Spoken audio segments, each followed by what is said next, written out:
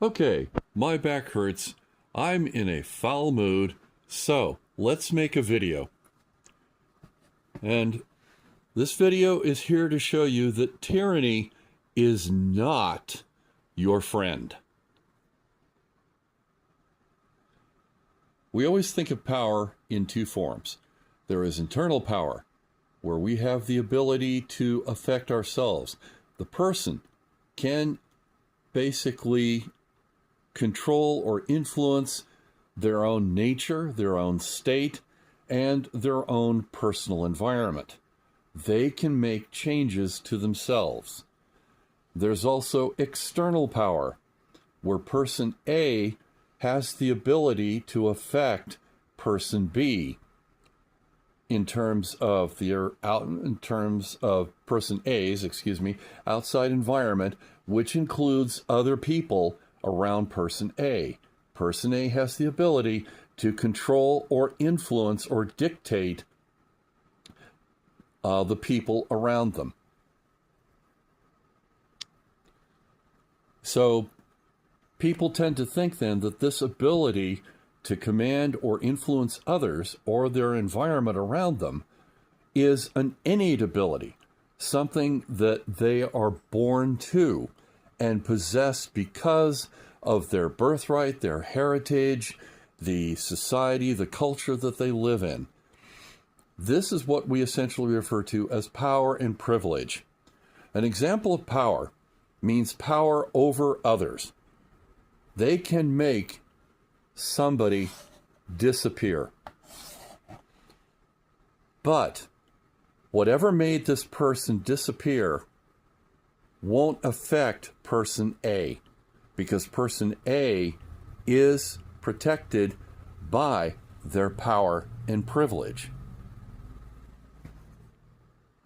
So for a person born to power and privilege, the worst thing that could happen is that other people also possess this power and privilege and can no longer be controlled by this person.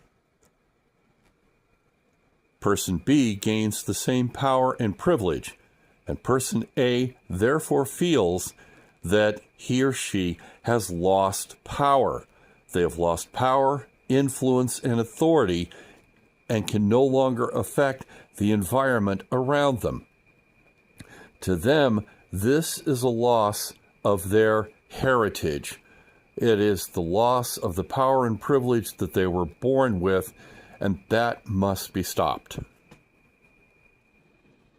So raised in power and privilege, person A believes that they have the divine right, the God-given right, to order around, to control person B. But if person B gains the same power and authority that they have, then that means that person B will be equal with them. And so for person A, equality is anathema. But as person A has been conditioned to believe in the power of hierarchy, the natural order of a hierarchical relationship, because person A is not able to then control person B, they will look for someone who can control the whole thing, control everything.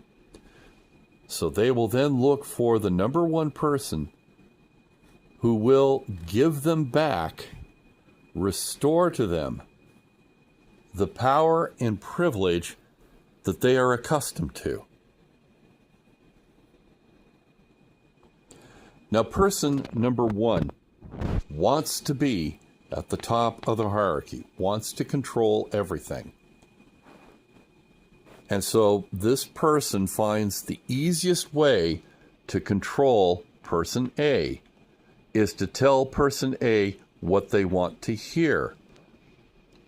So what number one, who has aspirations to be a tyrant, tells person A that no, you lost your power and privilege over people B because of people C. It's people C who took away the power and privilege that you know are rightly yours. And so this way, the tyrant is able to control person A, who will do anything to get back this power and privilege, and also controls Group B, because Group B also wants to have power and privilege over Group C.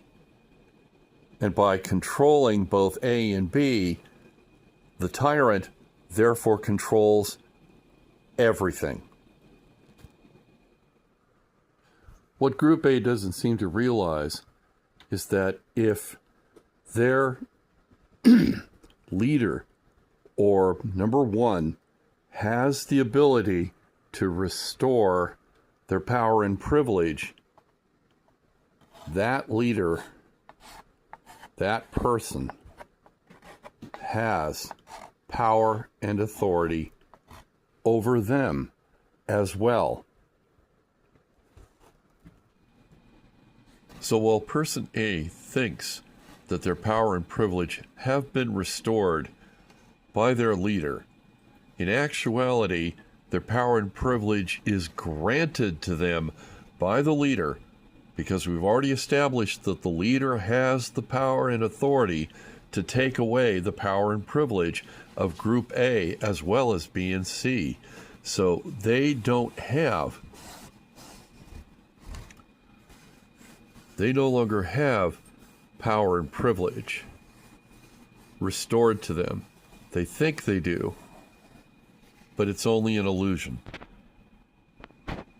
So therefore, number one, the tyrant has power and privilege over everyone, A, B, and C, granting the tyrant unlimited wealth, unlimited power, unlimited sex, unlimited status.